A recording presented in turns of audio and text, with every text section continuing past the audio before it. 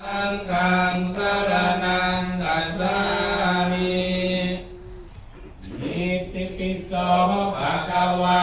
อะระหังสัมมาสัมพุทโธวิชชา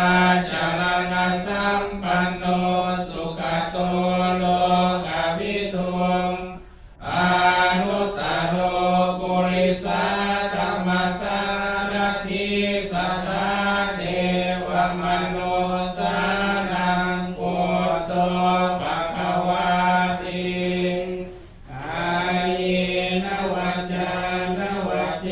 ตสวาพุทเทอุกมังภกตังมายายังพุทโธปฏิกัมนันตุอาจายตังดารันตะเรสังวริตุงวะพุทเทสวากขาโตภะคะวะตาธัมโม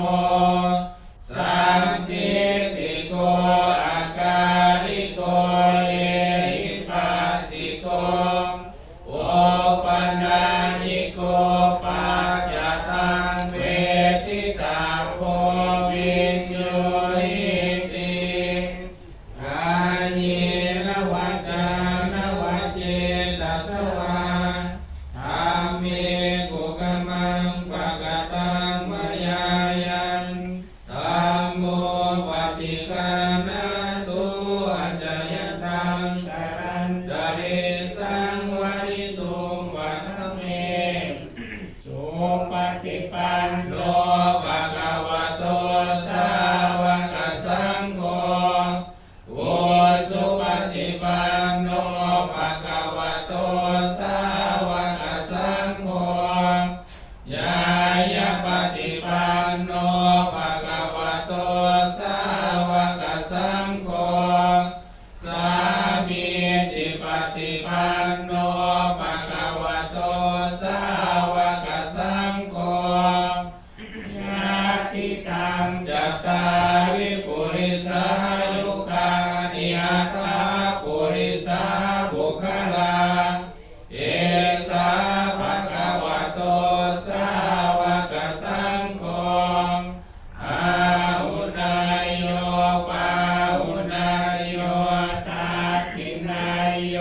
อัญชลีกรณิโยอนุตตรังปุญญ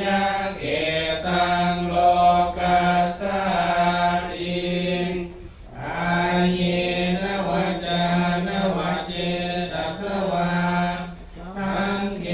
กุกมังภกตังมายายังสังโฆปฏิกัมนันตุอาจายตังดารันตะเรสังวริตุงวะสังเฆทาสวันตามิปันเตเจติยังสัพพังสัพพตาทานิสุปฏิทิตังสารินิกตาตุมหาปุญญิงปุตตะรูปังสักการังสัตตาวยัสสะมนัสสะเจวะวันตามิเตระทากะเตสยานิอาสานิทานิกัมมณิจาปิสัมปะทั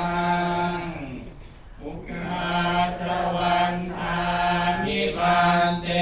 สัมมังกัปปะลาตังกัมมัตเมปันเตมยากตังปุญญังสามินาอนุโมทิตาภังสามินากตังปุญญังมายังตาตาภังสาธุสาธุสาธุอนุโมทามิ สัทธะนะโมตัสสะภะคะวะโตอะระหะโตสัมมาสัมพุทธัสสะนะโมตัสสะภะคะวะโตอะระหะโตสัมมาสัมพุทธัสสะนะโมตัสสะภะคะวะโตอะระหะโตสัมมาสัมพุทธัสสะสัทธะกัสสะสักเคกาเมจารุเปกริสีครตะเตจันตริเกวิมานเน ติเประเคจักขาเมตรุวนาคาเนเคหวัตถุมเหเขเตภูมิมาจยันตุเทวสลกรวิสเนยขะคันทัปนาคาปิทันตาสันติเกยังมุริวารวะจันังสาธุโมเมสุนันตุมธรรมสวนาการโรยมทันตาธรรมสวนาการโรยมทันตาธรรมสวนาการโรยมทันตาสาธุกาสาภูมิค่าทั้งหลายหมายมีสมาชิกพุทธสมาคมของวัดพญาแก้วทั้งหลายได้พร้อมกันมาข้าไว้พระรัตนตรัยแก้ว3ประการคือกายทวารมโนทวารวาจีทวารอันดีสุดขนาดตราบต่อเท่าถึงนิรพานวันนี้ภูมิผู้ข้าทั้งหลายจะได้ถวายสารข้าไปเทพเจ้าของพลสัพพตนเจ้าป่าทุกตนาหมู่เทวดารุมแม่มาเทวดามเหสักขาเทวดาที่ยังอยู่ใจยังอยู่ที่อยู่เป้ากันวัดวาอารามสถานที่แห่งนี้แผ่ไปเอาแสนโกฏจักรวาลภายลมมีอาเวจีเป็นที่สุดภายบนมีทาวพลเมืองพลมีอนันตาจักรวาลเป็นขอบภูมิประกอบด้วยสัมมาทิฏฐิพร้อมทั้งนางนาไทยธรณีและนาคราชเจ้าทั้งหลายที่ยายังโยมและขออัญเชิญพระเวสสุวรรณซึ่งเป็นราชาของยักษ์คนทานและนางนา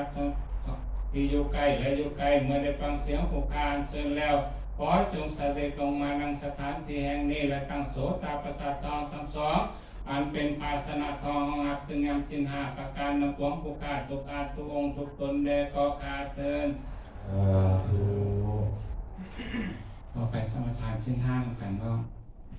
นะโมตัสสะภะคะ